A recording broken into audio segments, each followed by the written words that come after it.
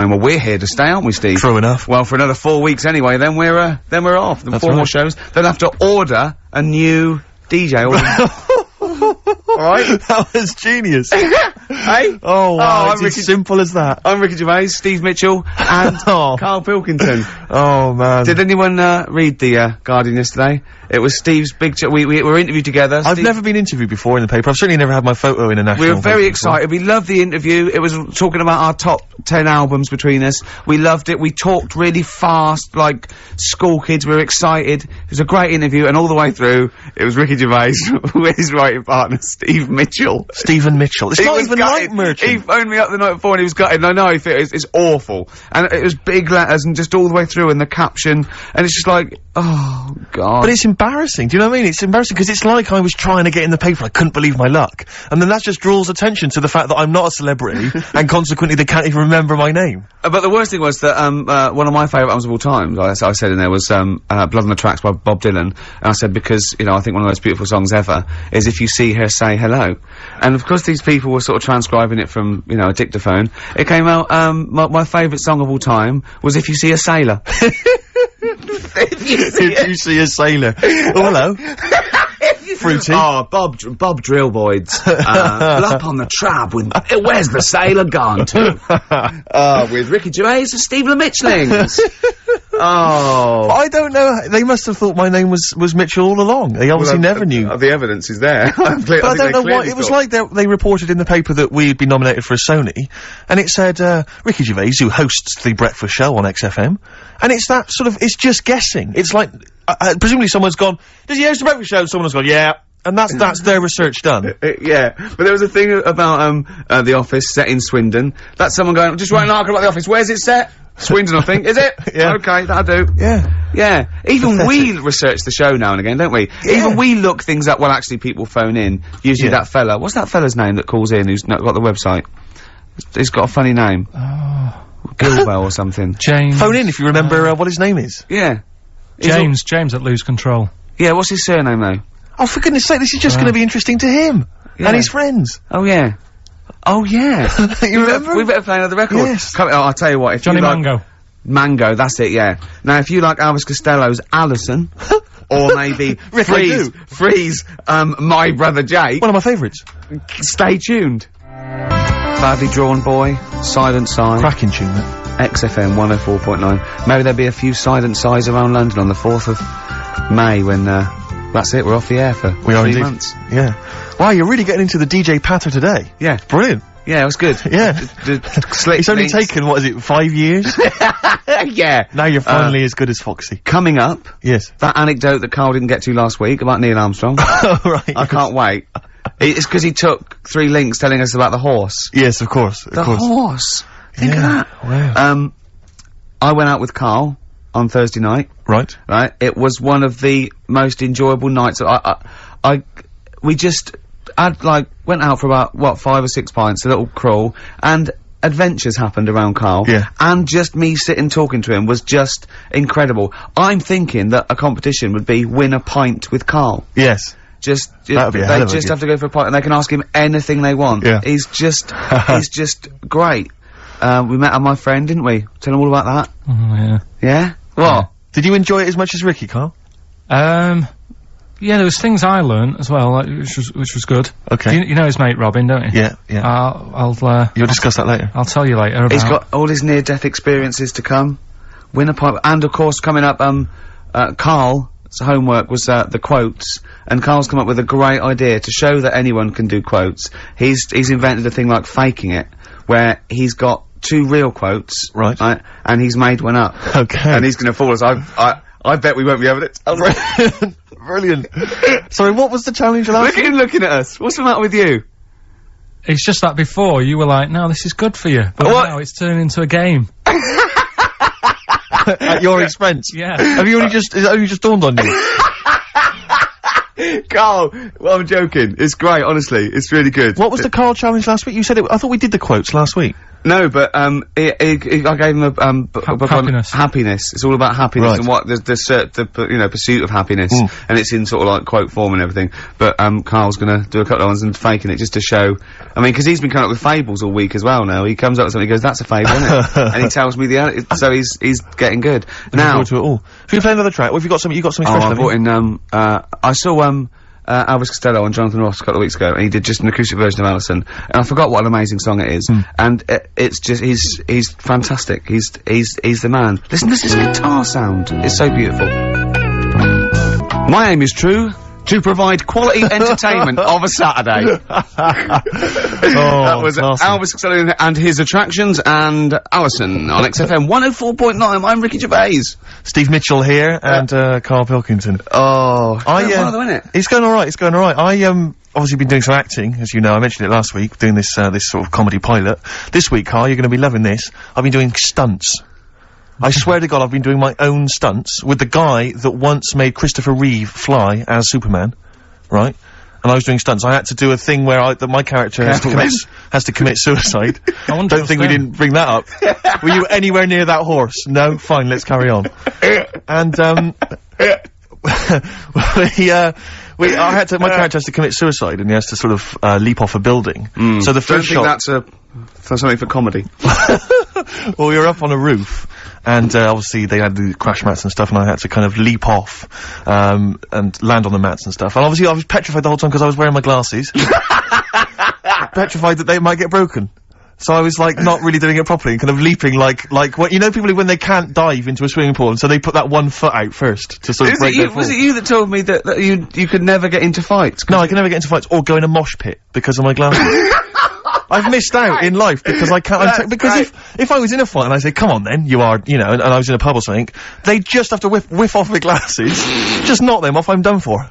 I got nothing. Really short-sighted, are you? Yeah, but anything's an advantage in a fight, isn't it? And the fact that they're just a blur is bound to hamper my otherwise brilliant, you know, ninja skills. So yeah, I've never got into a fight. I've never been in a fight at all. I've never, as I say, been in the mosh pit. On the wire. So this was making me sort of a bit worried. And anyway, so then I think, well, fine, I've done my stunt, and I did it, and everyone clapped. They were pleased with it, and the guy who said I was very good. So then they drive us to the next location, right? I'm thinking I've done my stunts now. There's a crane. I think, what's going on here? Now they need to shoot me. Like, I've already done the stunt where I've sort of leapt off the building. Now they've got to actually see me falling, right? So I have to get strapped in with this huge belt, and they clip wires onto me, and they hoist me about 30, 40 foot into the air on this wire, and I have to, and then they drop me at great speed, and I have to scream and shout. You know, it was partly acting. And, glasses on? Glasses, by this time I'd managed to get some wire fixed to my glasses so they wouldn't come off my head. I assured them. They were stunt glasses. They were doing their own stunts. Exactly. Yeah, okay. So they hoist me into there on this thing. They do a couple of sort of demo versions, you know, and just gradually ease me up higher and higher so I kind of become acclimatized to it. And, they get me about 30 feet up, and they got these huge crash mats, like those great big ones you always see kind of stunt people have. And they set up the camera and stuff down below, and while I'm up in the air dangling there, they remove those crash mats, and they replace them with those really thin ones that you always see, like, teenage gymnasts using on Blue Peter. Do you know what I mean? The really thin ones they used to have at school, right? And I'm looking down at this, and I'm thinking, now, they may as well have shouted up, if you fall, you're done for, but we might be able to protect the equipment.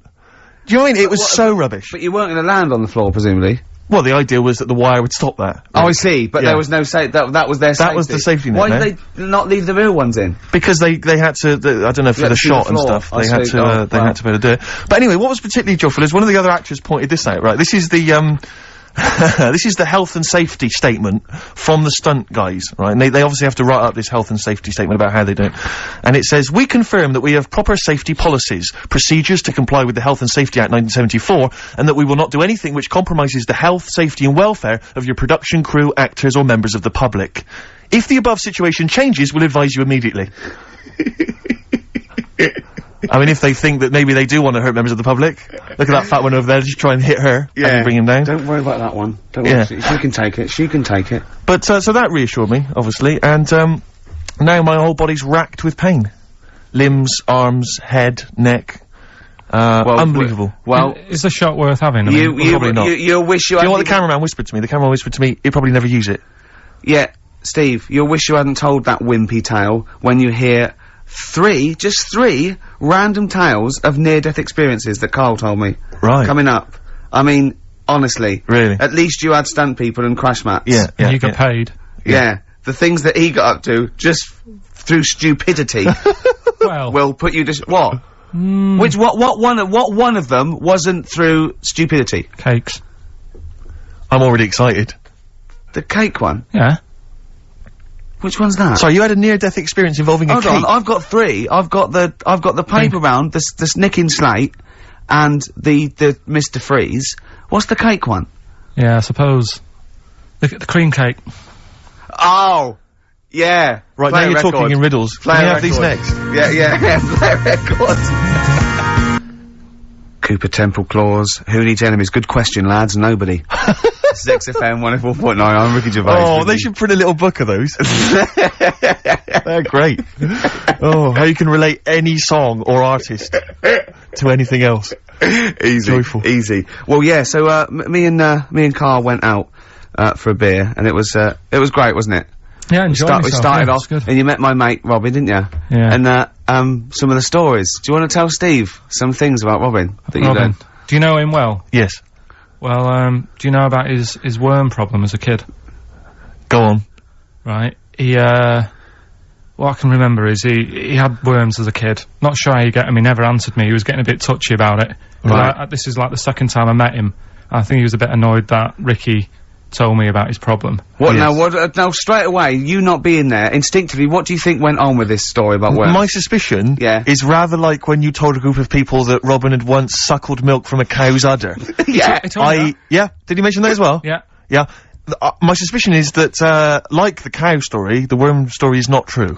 But And Robin- why would he get so sort of uppity about it? Well, Because it's not true. imagine if that wasn't the first time he'd done it. Imagine if he did that every single time he was with somebody for the first time and Robin was, just met them. He will tell that story to anyone. But they do say there's no smoke without fire. Oh, Robin! I also told him... That's a fable. I also told him that the way Robin cured these worms Yep. was because the doctor told his mother, right, to hold a piece of ham or cheese near Robin's anus so the worms would come out for the food, and he believed it. I'll tell you why, though. I said to Robin used to sit on Spam to try and get the worms out, and he believed it. But Steve, right, do you remember that story about 3 or 4 years ago where there was some bloke in the army, he went away to somewhere, Vietnam or whatever, he was messing about in the woods, Right in the woods. Shouldn't he have been fighting? whatever, Yeah. right, and he walked through some lake, and I think he'd cut his toe or something on something, and some worm of some sort crawled in the gash, Yeah. and it was in his body, and the doctor said, we've got to get this out of your body. So what they did was, they said, right, the thinnest part or something of your body that things can crawl through is on the top of your head. So they wrapped Where the skull is. So they wrapped some bacon. No, they didn't! They did. Ah! That's Oh, that right. thing. So Everyone. he's gone in via the toe. So what we do is, I'll tell you what, that worm's probably heading straight for the head. We'll put a bit of bacon on it. The thinnest part of the body is the skull. Of course it's not the thinnest part of the body. It's where your brain case is, isn't it? It's the skull.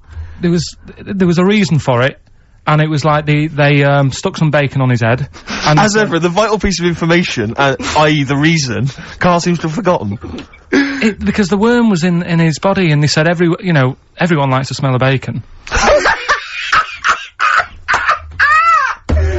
Oh, including even a worms. worm. Again. Even a Vietnamese lake worm. They Oh, they love Remember bacon. Remember last week when I said about the little fella with the bone with no brain, and you were proved wrong? No, Please. no. We were saying it wasn't a little fella. We were saying it was a stillborn child. It wasn't a little You're fella. changing it now. You weren't having any of it last Right, week. hang on a minute. I'm getting confused. There was a Vietnamese snake that went inside of a soldier. worm. A little, like, maggot or some sort that you have to get out of your body because it causes problems. Yes, and so in order to get it out of the He runs body, them off. they strapped bacon to his head. Yeah. That is great. This doctor. And did that work? I think so. They had a picture of him smiling. Oh, God, what, the worm or the bloke? The bloke. Oh, dear. Honestly, I hope someone knows the story. And Right. it was about 3 years ago, I reckon. Okay. And, yeah, it did work. GI bacon. So this is why when So what, the worm burrowed out of his head to get the bacon? get to the bacon. Right. That's great. So this is why when Robin was telling his story, I was a little bit disappointed if it wasn't true. Right. Because in a way... You know Robin's never been to Vietnam. No, but what do you really think that Robin, well, as Robin said at the time, Karl, why would I sit on ham, then tell Ricky Gervais? It's a very good point. Because if he was a kid, you do daft things like that as a kid. Right. See, it's the telling Ricky Gervais, though. Yeah. And then, oh, bless him. Okay. And then anyway, then, Robin left, and, I tried to chase him, but he got away, and he knows that and then we had a few pints, and then, Karl embarked on some of the greatest stories ever told. Can you tell the story about your dad? Let me run it, I haven't spoke to him all week, so let me run it by him. Okay, play record. Because, you know. What we got? We've got, one of Steve's... Yeah, well, bizarrely enough, this comes from the, Teachers 2 soundtrack, the soundtrack to the current TV series. There's a slight whiff of nepotism in the air. Yeah. Rick, would you like to explain why? Well, that's why you're doing it. My girlfriend, worked on it. But, Yeah. you were gonna play this anyway, weren't you? Well, I was, actually. Bizarrely enough, I was gonna play some I Am Clute, and, this is from, as I say, the Teachers soundtrack, and this is called To You. It's a good track. I Am Clute, a track called To You from the, Teachers soundtrack. That's also got, I noticed the Electric Soft Parade, The Hives, Star Sailor, Feeder, Turin Breaks, Mercury Rev on there. It's a good little collection. Lovely. Karl, has just had confirmation. He's looking smug, because someone phoned up and went, it is true, it's a Laogai chi worm, and you wrap bacon around your head. That's all the bloke knew as well. Yeah. And his name was Gary. Yeah. So I'm not having it. No. And he said, see, that's why the Robin thing isn't so weird. He said, but when you said he tried it with cheese, he said I was having none of it. Strokes, hard to explain. Like Karl, really? Yes. Yes. So, Karl, concentrate. Yeah, go on. So, we'll leave the worm with the bacon wrapped round the head, shall we? Well, if you're ever caught in the jungle... Yeah. Always carry some... bit of Danish. Good advice. Lovely. So, would you like to start on your... to Steve, because I've heard all these. Well, we won't do them all. Well, we'll start off with the Mr. Freeze. Tell Steve the story of Mr. Freeze. This is the first time he nearly died. This is the most serious of the lot, really. So, what it was, do you know, like, I don't know if your mum and dad did the same thing, but, like, they'd do the weekly shopping on like, a Friday. Yeah. So when you got to Thursday, there wouldn't be much stuff left in the cupboard. It'd just be like, you know, your Jacob's crackers and stuff like that. So when they'd been to the supermarket and they came back, I was like, you know, what's that saying? Like a pig in... You know, I loved it. It was like loads of food coming in, loads of biscuits. What is that saying? He nearly said pig in shit. Right. Is that the saying? Yeah. Right. So yeah, all this food comes in. Thank God he didn't. Otherwise he'd have been in trouble. That's true enough. Because he's culpable for our actions, because he's the producer. So technically, that twat's in charge. Go on. Right, so anyway, so there's loads of food, and I'm like, oh yeah, look at this, and chocolate biscuits, and, you know, penguins and stuff. Bacon.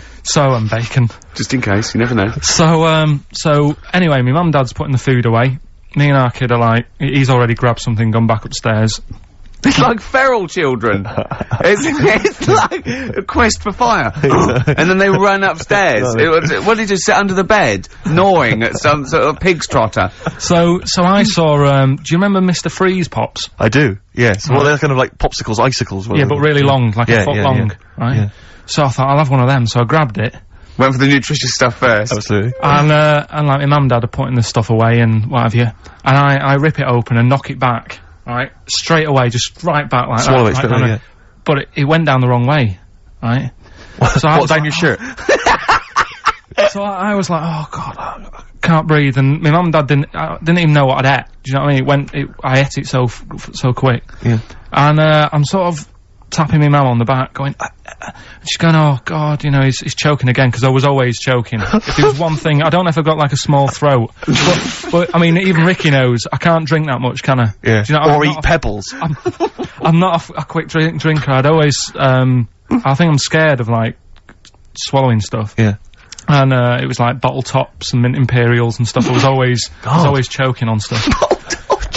So anyway, she's going, oh god, what's he picked up on that now?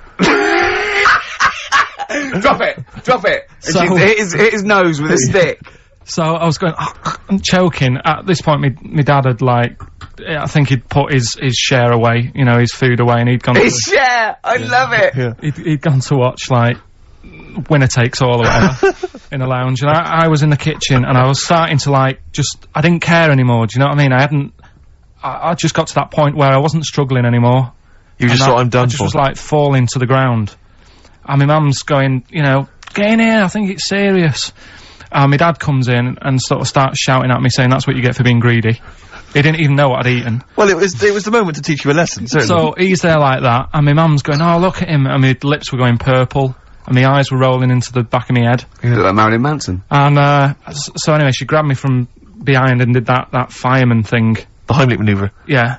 And, you know, winded me, and it came up, and I was alright. What, the whole popsicle came flying back out? You see, that's what I don't understand, because there was nothing there. No, just a little bit. No, it swells up, doesn't it? Because it irritated it, so it went down your sort of like your epiglottis. It went down the wrong way, like it went into your air canal instead of your throat, and it sort of spasms, and that's the fear. You just got to calm it down and relax. So in time, I would have been alright. Yeah, anyway. you don't. Well, no, you might have. So that's so that's hang on. one. So, but no. But the weird thing is, like for like 3 days after that, I felt like a sort of special person.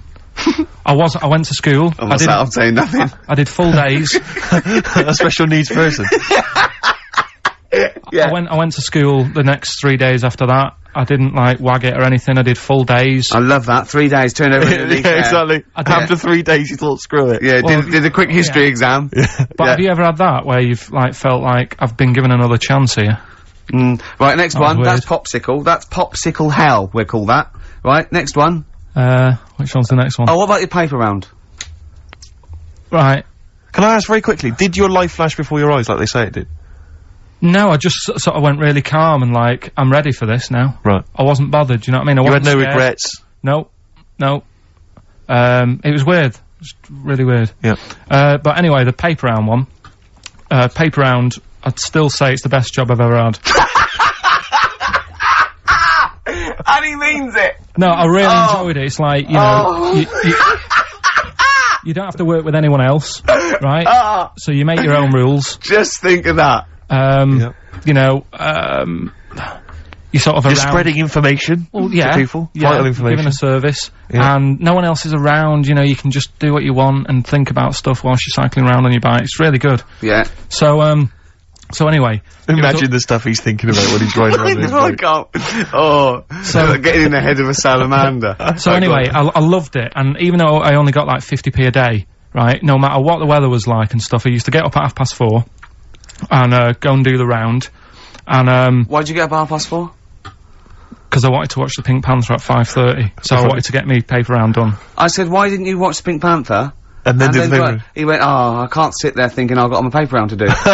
He'll ruin it for him. Yeah. So is it a good job or not? So 4:30 I was up and about, and this morning it was like winter, really bad winter, bad snow, you know, freezing cold, really windy and all that. And my mum said to me before I went to bed, she said, don't be getting up tomorrow, I'll give you the 50p. I said, it's not about the 50p. So, you know, people want the papers and stuff. So, conscientious. So anyway, I went to bed thinking, you know, that's it, I've told her I'm still going, so, you know, whatever. Go to sleep, get up in the morning, and, put all my kit on. And I used to have layers of clothing on because it was really cold. I had like a big anorak on with the fur on. I had like waterproof pants, and I got my paper round bag. And, I went downstairs to get out, and tried to open the door and it was locked. Oh, God. So she'd locked it so I couldn't go out, so I'm searching around the house looking for the keys. She must have hid them somewhere. So I thought, oh God, you know, I've got the papers to do. So I thought, how can I get out? So I went upstairs, climbed out of the bathroom window. God. Right, and to try and jump out of the bathroom window onto the porch. But the problem was, I had so much gear on, I was like the Michelin Man. So I could hardly move as it is. Yeah. And I'm trying to get out the window, and I'm like, trying to stretch down like that, get my foot on the porch, and my bag got caught on like the hook of, do you know, like how you have a hook so you can put the window open? Right, yeah, the little arm goes on. My bag had got caught on that. I was holding onto the wall and my foot on the thing, so I couldn't sort of pull it away in case I pulled it away and then fell on my head. Yeah. So I'm stuck there. Dangling. My dad comes back from working nights. Yeah. He thinks I'm a burglar.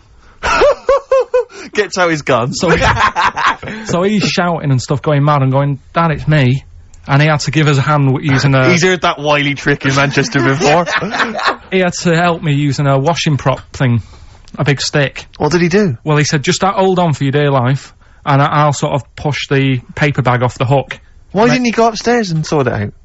It was at that point where I was in the middle, there was nothing you could do, do you know what I mean? It's at that point where you've just got to make a decision. Yeah. And by the time you got upstairs, who knows what might have happened. Sure. Do you know what I mean? You've got to act there and then, no messing around. So... And you could hear downstairs, now here he is, the Pink Panther. Dad! Hurry up! Panther, ever so pink. Oh. So that was close to death, because I must have been about 30 foot in the air. Yeah. And I would have, you know, that would have been nasty if I fell to the concrete paving, so... Well, there's more to come. Should we play a record and come back to this? Because he's got more. Oh yeah, no, there must be one of them where you did fall on your head. This is the one I'm waiting for. There's gotta be one. That would explain so much. Yeah. I nearly did. Nearly broke my back. Jeez. Once. My dad said, I bet I can't kick me out. And I said, I bet I can. And, I don't remember this. You didn't tell me this one. I bet you can what? I was in the garden, summer's day, and it was that era when, like, doing kung fu and all that was really popular. Sure. And I was, like, messing about in the garden, punching the tree and stuff. And my dad said... What a kid he must have been. My dad said, I bet you can't kick your height. Kick your height? What, do you mean kick as high as yourself? Yeah, so I must have been, like, 5 foot or something then. And, I said, of course I can. So I bet you can't. But instead of doing it on the grass, I did it on, like, the concrete bit.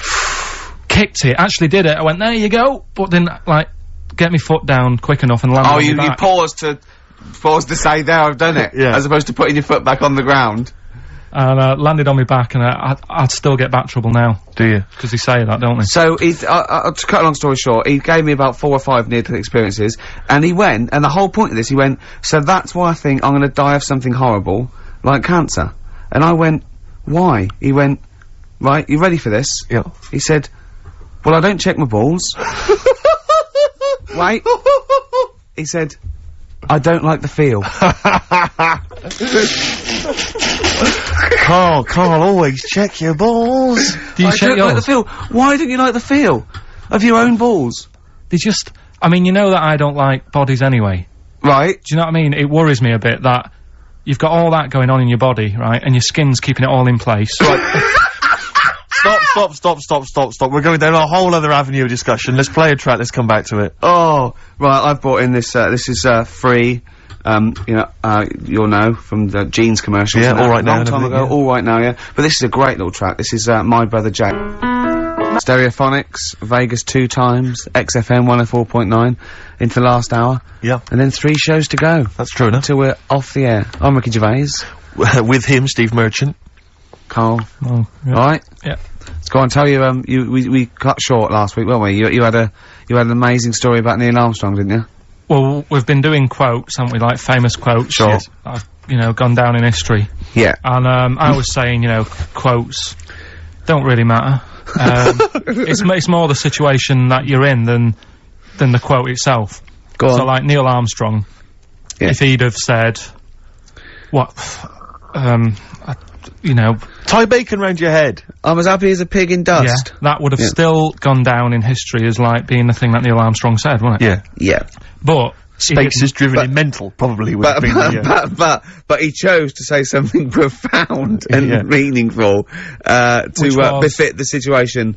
It's, well, he got it wrong, actually. It's, a small step for man, one giant leap for mankind, but he was meant to say... Yeah, we discussed this last week, Rick. Stop showing off. Well, no, but people might not have listened last week. Yeah, it doesn't matter. I can't imagine people... we better tell him every week, then. Yeah, but he said, he should have said, this is one, small step for a man. Yeah. But anyway, he had a good effort, and that's quite... And that's an example of what I'm saying. The fact that he got it wrong, but it still went down in history. Right. But anyway, the bit that... and it didn't happen anyway, did it?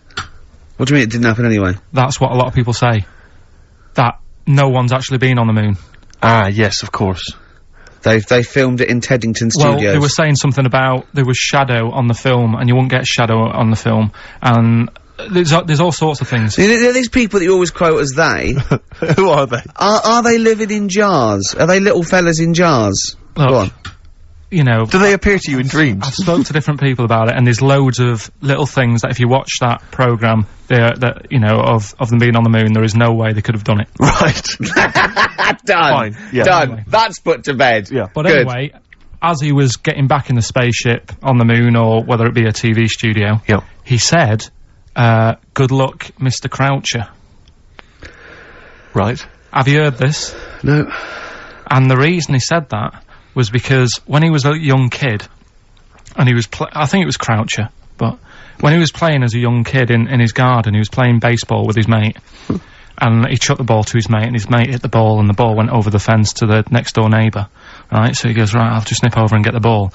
And as he was getting the ball, the window was open to his neighbour's house, and he heard, like, the woman shouting at her husband, saying, I'm not going to be giving you, a bit rude, so if you've got a kid in the car or whatever, turn it down. What, yeah, that's covered that, yeah. Right, Genius. I'm not, no matter how many times you ask me, I'm not going to be giving you oral sex. The day I do that, man would have walked on the moon. Right? Yeah. He grows up, he gets on the moon, and he remembers all that story, and as he gets back in the spaceship, he says, good luck, Mr. Croucher. Now, do you know, we'll have to say, I've heard that story before, but when I heard it, the woman said, the day I give you a blowjob is the day the boy next door walks on the moon. Which makes it all the more profane. Impossible. And enjoyable. Yeah, and unlikely. Yeah. But yeah, no, I've heard the same story, Carl. Yeah. Look how pleased he is. I love that. Right, so not only have you remembered that anecdote, which may or may not be true, but of course you've also proven that, The day I give you a blowjob, that kid in the garden's probably gonna walk on the moon and say something about giant leaps. Exactly. But, yeah, you must have heard the thing that it never actually happened. Yes, we've all heard it. We've all dismissed it as nonsense. And moved on. Yeah. Yeah. And got on with our lives. Right, Carl. What? Should we do, White Van Man? Oh, you didn't prepare me for that. We better play a track and then I'll, I'll fish out the newspaper and stuff. This is a good little, a little bootleg track here from, Meats and Poultry here. They've, mixed, A with, Outcast. Right. Chorus is great. Is it highly illegal? It is. So people shouldn't rush to their tape machines now and press play and Okay, so record. whatever you do, don't record this now if you're recording it. Hold on, don't say anything. Well, that bootleg's going into the name of, Nothing, Miss Jackson, I think, by, Meats and Poultry. So there you go. I do love these bootleg things, because they're so pointless, but they're so enjoyable. Yeah, it's great. It's fun to do. Yeah, exactly. Really they're good fun. great. But, not as much fun as White Van Carl. White Van Carl, absolutely. Do you want to explain the premise? Well, we take the Sun asked someone else and asked Carl. It's as simple as that. That's The Sun have just taken a normal person, we flipped it. We're gonna ask Carl the same questions about the week's news. Yeah, just basically your opinions, Carl, as ever. What do you make of, well, obviously the big news, David Beckham's broken foot? Is this a big concern for you? No, I mean, it's sad, you know, it's sadder for him more than anyone, because, you know, to like, be in the World Cup is, like, the main thing for him, innit? Yeah. But he's still a young lad, and, I don't think he'll give up. I reckon he'll still turn up. He'll be alright. And, yeah, good luck to the lad. You know I like David, I'm not gonna slag him off. Wise words. Yeah. He says that like he knows him. Like he's popping round for drinks later. Yeah, like we tried to stitch you up. Go on. But, obviously yesterday, was it yesterday, I think maybe Thursday, the Sun printed a big picture of, David's, foot, and encouraged everyone to touch it at midday, because hoping that this would somehow, if we all thought and prayed together, somehow that would help his foot heal. Do you believe in that? No. Have you got any belief in that? No, you're going down the old, like, Yora Geller route, aren't you? Sure. And it's stupid. Yeah. I'm sure, I mean, it's nice effort and everything, it sort of cheers everyone up. Hold on, you believe in ghosts and warlocks and licking toads. Why is that any more stupid than all those things? It's not gonna work, is it? Alright. Fine. It's rubbish. Okay. Okay, what about this then? There's, apparently now available £1.5 million apartments available on an exclusive ship which sails around the world. Yeah, it's like, What do you make of that? it's a huge thing, and you live on it, and it's, I mean, in theory. How big is it? It's mental. Do you know It's when- like Huge a luxury town liner. centre. Do you know how, Because- like, people said that the Titanic was the biggest ship? Was that only then? They've got Yes. bigger ones now, haven't they? Yeah. A lot bigger. Oil tankers are much bigger, and, yeah. No, but actual Liners are big. Yeah, it was the biggest then, yeah. Because my mum told me that there was one that was that big that it had, like, rough areas on it.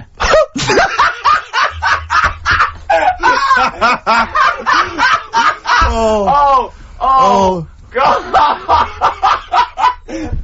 Don't go starboard. Oh, God! No, but do you know what I mean? Right. It was like we're thinking of moving. We're seeing the captain. We're thinking of moving to a nicer area. Oh, I've heard they're very rough in aft. Oh, God. Oh, that's They steal your fantastic. tyres. A ship's so big that was rough areas. Oh. how big is this one that you're talking about? Well, I don't know, it doesn't give me the specifications here, but they're huge. They're huge. In theory, I mean, it's that thing with, it's obviously marketing, but, they're gonna, solve, the, overpopulation crisis where soon we'll all just be floating around the sea, Yeah, I can see that, because I mean, think about it, right? I've been talking to Ricky about it. I was hoping to buy somewhere in London, but there is no way in this world that I can afford it, right? And you look at all the wasted space, like, with the Thames, all it's doing is, like, collecting crisp packets and stuff, and Coke cans, and people have to clean it up, whereas if you got a load of boats on there... Yeah. Problem solved. Yeah. Would you live on a boat? Problem solved. What's his name did it, didn't he? What's that programme? Is it Bergerac? Noah. Oh, Bergerac? There was one where he lived on a boat, I think it's quite... That was Shoestring. Yeah, I'd give it a go, anyway. Noah! I'd like to see you, living in the air, maybe in a giant hot air balloon. Yeah, alright. But, no, the boat thing, because it is gonna get bad as well, isn't it? They're saying that the water's melting or whatever. The water's melting, The ice is melting. Yeah. And there's gonna be more water and less land, so in the future, it's probably gonna be the way we're gonna be living, isn't it? Have you seen that film Waterworld? Nah, I don't fancy it. Because that sort of predicts that, yeah. What, are they saying that the ice thing exactly, will melt? yeah. But at the same time, I was thinking about this a couple of weeks ago. If you get, I mean, I think I read that, like, a big chunk of ice, fell off one of the ice, what do you call them? Caps. Ice caps. Something like I think they said it's the size of the Empire State Building or something. Right. It snapped off and went into the water, and it's melted. And they say, oh, it's bad news, you know, that something that size is melting. But the way I look at it, if something that size falls into the water, it's like a big ice cube, and it's gonna freeze it up again. You with me? Not really, Carl. Go on. Right, you get a giant ice cube, the size of the Empire State Building, stick it in the water, it's gonna make, it's gonna stick back on again, isn't it? Well, no, only if it freezes up again. Yeah, well, it will freeze up. The water's gonna get cold again, because you've just put a giant ice cube in the water. So when you put an ice cube in a drink, the drink doesn't freeze, does it? No, the ice melts. If you put one the size of an Empire State Building in your glass of Jack Daniels, it's gonna make it freezing. It's not going in a glass of Jack Daniels, it's going in the ocean. I know, but you see, I'm using my fables. Imagine a world... Use your brain instead! Imagine the world, imagine the sea, like the Arctic or whatever, as a glass of Jack Daniels. Okay. A big ice cube falls into it. Yeah. It freezes, it melts back on again. So we're alright, I don't know why everyone's worrying. God, thank God for that, I was getting panicked. Oh, fine. Do you understand what I'm saying? Yeah, no, you're right. Yeah, that will happen. Should we play some more music and then come back to White Yeah, this is better than ever. This is dynamite this week.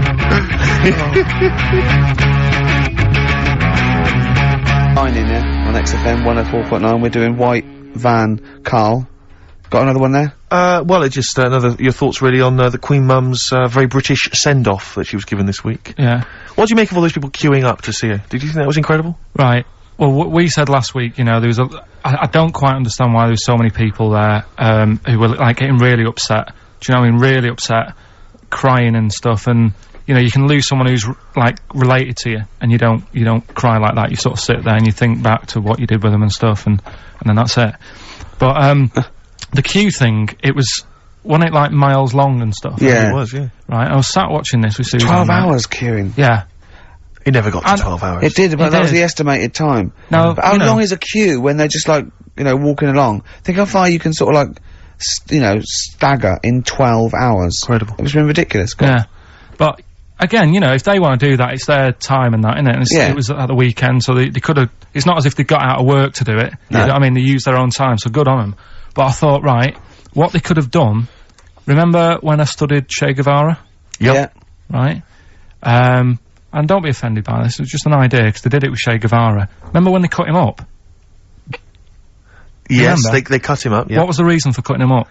Well, they cut up Che in order to try and, you told us that they were gonna send bits of his body to Fidel Castro and various other people, wasn't that right? As a warning, wasn't it, though, to all the people, like, one to... Yeah, my understanding was that they cut him up in order to, so they could bury him in different places, so that there'd be no shrine, there'd be not one place that you could go to in order to sort of make him into a martyr. A little bit like that. I've, like, I can vaguely see where this is going. 6 queues, and it's like, number 1, you can, you know, go and pay respect to her head, or whatever. Oh, God. No, but I just was thinking the way of speeding it up, I'm not having a go, I'm not, because they haven't done it, so it doesn't matter. God. But they did it with Che Guevara. Yeah. Everybody would have felt like they've got close to her. And it would have speeded it up. No, I mean, but I can understand. Can I just say that genuinely, Carl is not being disrespectful here. This is his best idea to cut down the queues. So don't phone in. He's not suggesting we should have done this. He genuinely well, but I mean, he's not doing it to be nasty or wacky or you know. He thinks this is a good idea. So can I just throw a thought at you? Che Guevara, who was like a powerful man, he did a lot for the world and what have you. Yeah. And are you aware that I feel slightly responsible for this, because have you heard of the quote, a little knowledge is a dangerous thing? Yeah. Okay. Steve, next one? No, just a very quick question. I can understand those that have queued for 12 hours to see the head. I'd be a little bit annoyed if I got there to find a toe. I'll tell you what, though. I'll tell you what they could do without chopping her up. They could put about 9 queues, each could see each hip she had. That's true enough. Because she'd had about 9 of them. Yeah. So it'd just be, if you want to see the whole body, it's a 12-hour queue. If you just want to see a couple of the hips. Here's another suggestion for you, I've just thought, right? What? Instead of everyone queuing to see her, why not put her on a trolley and wheel her past everyone else? Running. So yeah, you could have some students on Rag Week, they could combine it. Like when they're always pushing a bed. You know, they could just run it along the queue. No, that'd be fantastic. That'd be disrespectful. Right, as opposed to the chopping up. So. Sure. Right. But just an idea. Just I apologise now, if anyone's offended. Anyone offended, I'm sorry, but... Yeah. Okay, finally, this is more frothy. Liz Hurley lying low, apparently, at Elton John's house to try and avoid the press now that she's had a child. That's a good place to go to avoid the press. Exactly. Yeah, yeah, Elton John's house. Everyone seems to be friends with Elton John. Yeah, every celebrity's when friends did he pop into Elton John's house? What, is he running some sort But of... it was like when Robbie Williams was a drunkard and a drug addict, he went to Elton John's. Yeah, and who's the other fellow that went there as well? What's someone to, you know, to recuperate and, shoulder to cry on? Is he giving out false passports? But I don't know if people have seen his history. He's not the man of, you know, I mean, I know he's cleaned himself up now, but, you know, maybe that's it. Maybe he's got this kind of insight into, how to deal with celebrity. Yeah. What do you think? I think it's just genuine mates with him. I think he's just like a friendly bloke. I think she's been doing too much lying low in the first place. That's part of the problem, isn't it? High five, Carl. That was a genuine joke from Carl there. And he's so proud of himself. Look at his little face. Too much lying low. Oh, that was my man, I agree Carl. with you. Why can't she just go around to her mum and dad's or something rather than Elton John where everyone's looking? Yeah. Yeah. Yeah. That's the point, isn't it? Yeah. So that was good, yeah. Very good, yeah. Right, what music we got? We got, bit of Flaming Lips. Flaming Lips, excellent. There's the classic Race for the Prize. Should have been a big hit, never was, sadly. The Flaming Lips and Race for the Prize. Just playing that, Rick, for everyone who emails us saying. We get a lot of emails every week, but we obviously don't really respond to them because we're very lazy people. But we obviously appreciate it. And I play that particularly for Claire, who's emailed in saying her friend Sarah Prosser would like some Beatles. We're not going to play the Beatles this week, but Sarah apparently loves us more than words can express.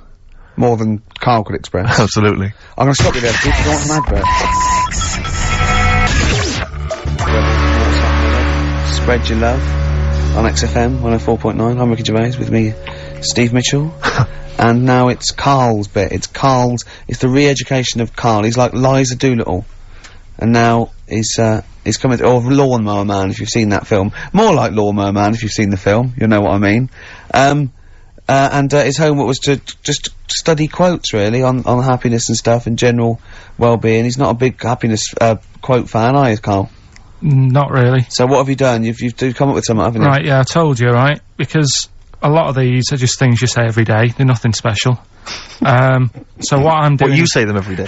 Well, the sort of things you come out with and you don't even think about it, do you know what I mean? Yeah. They're on the TV all the time. People on the radio are saying these sort of little quotes. Sure. And, what I've done is, remember that programme on Channel 4, Faking It? Yeah. Where they got some, like, posh kid to be on a door and all that.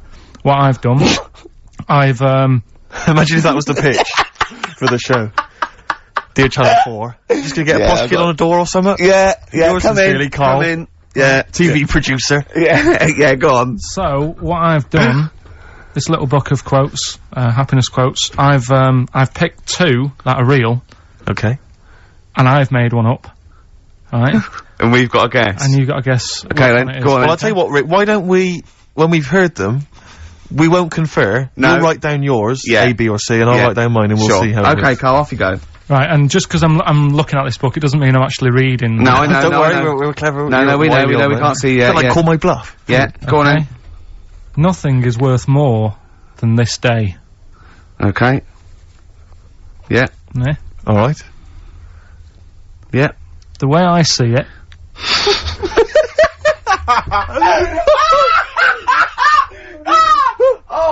Oh God, my head's gonna burst. No, hang on. My head's gonna burst. No, hang no, on. this might not be Carl's. It might not be. How do you know I haven't tweaked them a little bit? Yeah, good Okay, point. fair Good enough. point. No, good point. The way I see it, if you want the rainbow, you got to put up with the rain. Yeah, okay. Alright? Alright, yeah. Okay, hang on. Yeah. Come on. Cat food. Cat food, go on. It stinks a bit. But, if you don't put up with the smell, the little kitten will die. Steve! I don't know what to say! I don't know what to say. Imagine this in faking it. Imagine their faces when he says that and they're going, oh my God. Oh. Carl, play a song, mate. We'll have to confer on this one.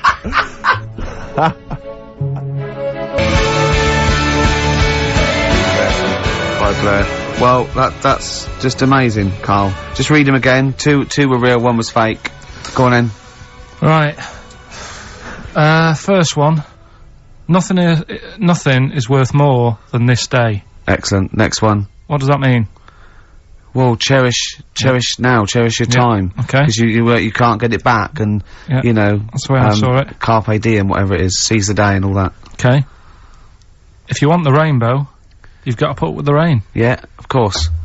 Yeah, rough with the smooth. You know, it's not all plain sailing, but you know, rainbow's beautiful, but it comes because of the rain, which you might not like. So Yeah. make the most of everything, and Yeah. good. Cat food doesn't smell good, but if you don't put up with it, then the little kitten will die. Right, now, Carl, that is a good effort. Now, that one's yours. I mean, obviously, right? Right. Right, no, but it's a good effort, right? I mean, it slipped seamlessly into the others. Yeah. Don't think it didn't. No, but it's good. I mean, we knew it was that one, but, what I will say is, it's good, but what you don't know, maybe subconsciously, is, I mean, it's very similar to, the putting up with the rain and the rainbow, but that's good. Why do you think that? Well... What does mine mean? Well, even though it smells bad, it's good for something. Right, So see, that's I didn't look at it like that. What do you look at? I kind of thought... Was yours more specifically about cat food, generally? Because you know, normally they it's an analogy. Yeah, or a metaphor for something, you know, much bigger. Well, no, the way I mean, looked at it- Dolly Parton, who I think did the rainbow rain thing, she wasn't specifically concerned about weather conditions. No. It was a sort of general idea. It's all about life. Yeah. It Well, exists. that's what I've done. Go on, I've used an everyday thing Yeah, and put it with today's problems, right? Go on. So, like, my girlfriend, yeah? She might like to go shopping for clothes. I hate it, right. but because I love her, I put up with it. Ah, that's nice. Yeah? Yeah. So, you love that little kitten. You can't stand the smell of the stuff, you gotta feed it. But because you love it, you go, well, you know, I'll put up with this just for a few minutes, and then I can, like, squeeze its head later and give it a little... Sorry, can we go back? You know, stroke its head and stuff. Oh, right. Yeah. Sorry, it was a bit of a slip, was it? Squeeze its little head. Yeah. Well, that's just the thing that I do with cats. Put it in a bag and drown it in a lake. I can feed it and then I can throw it against the wall. Exactly. So you didn't see it like that, did you? No, that's very good. So it's about love, is it? It's about putting up with the bad things Yeah. for something you love. Yeah. Well, that's nice. But that's very Carl, good. you seem now to be convinced and rather smug that you've tricked us and that you've fooled us and that we didn't understand it. Well, But then- I say that's your fault, not ours. No, it's not though. I mean, look, that man in Forrest Gump, he was a bit of a nutter. And he came up with the life as a box of chocolates thing. Yeah. Now, if that was in this book, you say, oh yeah, brilliant, you know, good bit of work. But if he was sat here doing the show with you, Yeah. you'd be taking the mickey out of him. Sometimes I feel he is. No, but Carl, I could. In fact, if people are out there, we're too lazy. Could you write down everything Carl's ever said? Because I think we could publish that. Yeah. He said one today. He saw my salamander. It's not a euphemism. He saw my salamander, and it's just sitting there in the tank. Your exotic pet. Yeah, and he's worried about there not being a lid on. And he said, I went, what are we worried about? He said, wow. He said it sits there for 24 hours a day, obviously planning to get out. Well, it's got nothing else on its mind, and it's the daft thing is, he has actually got the lid ripped up a little bit. Like, it's got nothing else to think about. And it'll be looking up there, and it's gonna get out. But what's the worst that could happen? What's it thinking? What do you think it's thinking, this salamander? It's got its eye on the DVD player. I could have Ian be down the market. Well... Oh, God. Are they dangerous? Could I just say something? Are they dangerous? I think the salamander's thinking exactly the same things as you. I mean, to look at you, you've got the same expression on your face. You know what I mean? You're dressed in green as well. You've got a little round sort of Hamburglar type head, like the salamander. Very similar. And yet I think, and you bonded with it, didn't you? Yeah, but I probably would have tried to get out, but my little paper round bag would just hang on the corner. Listen, can we have more nepotism on the show? I know that we did that earlier with the teacher haven't got long, have we? We haven't. My housemate, you remember I was working out with him last week to Helen from Big Brother's dancer-size video. That's just frightening. Yeah, we've kind of let that slip a little bit, I've got to be honest. But anyway, he's joined this band. They're called Fujiya and Miyagi. Slightly difficult to pronounce, but anyway, this is a track that I think's been getting some play by Nick Luscombe and John Kennedy on XFM. They got a gig this week at the Pool on Curtin Road. That's 18th of April, Thursday. Let's play it. Can I just say I've got a fridge freezer for sale, 400 quid or nearest offer. Fujiya and Miyagi performing live Thursday the 18th of April at the Pool on Curtin Road. Admission is free, Rick, so I imagine you'll be heading down there. Yeah, I will. Well, I've enjoyed this show. Yeah, it's been a good one. It's great. It's been great. Carl, any more? Oh, tell that story that you were telling me about your dad when he was driving. Well, it's just that you were talking about, well, I mentioned Forrest Gump. Yeah. And, the Forrest Gump types. When my dad was when he was a taxi driver. Yeah. You used to have to, sort of do your bit for the local area. Oh, God. By taking the Forrest Gump people to Blackpool. Yeah. Is that what they're called now, the Forrest Gump people? Is that what the organisations that support them ask for them to be referred to? A minibus with Life is a Box of Chocolates.com.